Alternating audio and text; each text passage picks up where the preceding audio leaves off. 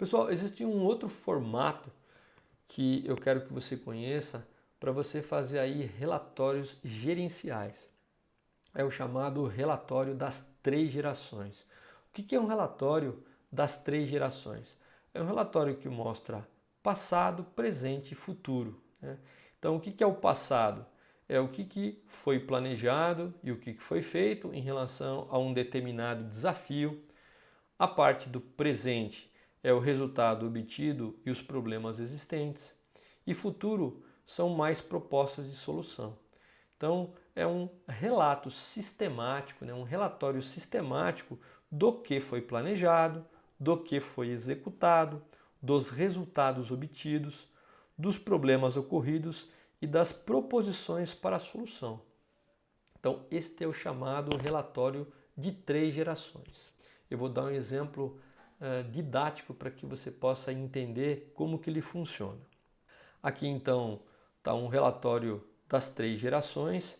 Por exemplo, o problema sempre vai ser destacado, ou o desafio aqui, nesse caso, é um gargalo na prensa XYZ. A meta é reduzir o tempo de setup de 65 para 12 minutos. O item de controle é o tempo médio de troca de ferramental. Então é feito através desse relatório de acompanhamento numa determinada área de estamparia e aqui é a data de reporte, ok?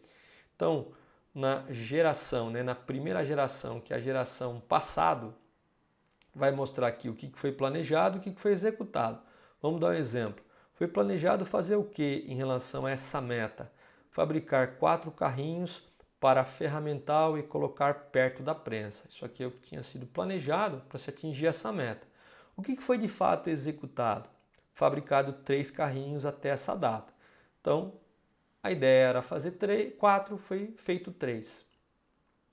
Presente, quais são os resultados? Antes, transporte de ferramenta gastava 30 minutos. Agora, com 3 carrinhos, está gastando 12 minutos.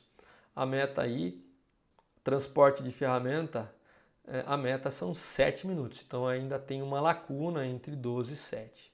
Problemas encontrados ainda na parte presente. Local planejado do estacionamento interfere na movimentação e as rodas estão travando do carrinho.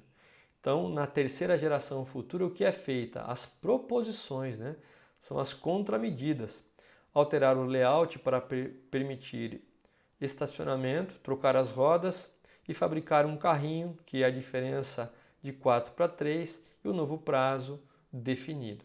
Então aqui é um relatório que você também pode, esse é um formato de relatório gerencial que você pode demonstrar mensalmente para cada prioridade, para cada meta que você esteja trabalhando. Então, mais um aí para que você conheça. Então, como vai ficar o relatório gerencial, através de uma apresentação final? Você vai ter um relatório de 3 gerações da prioridade 1, um relatório de 3 gerações da prioridade 2, um relatório de 3 gerações da prioridade 3, um comentário geral, tá?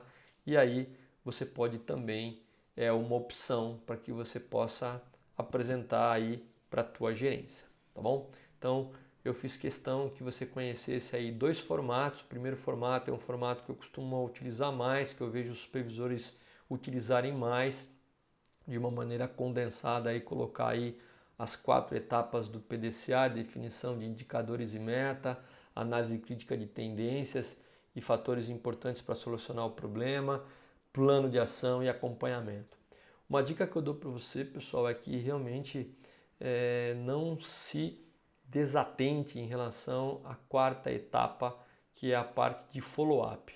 A parte de follow-up em relação à execução dos planos é onde as pessoas se perdem mais e faz com que realmente perca constância e atrapalhe muito, o tempo se alongue para atingir uma meta. Tá? Essa é a dica que eu te dou.